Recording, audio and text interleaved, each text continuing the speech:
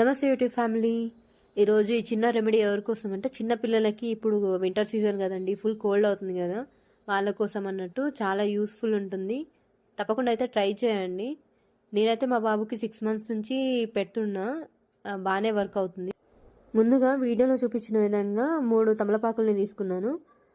అలాగే వాటిని హీట్ చేసుకోవాలి.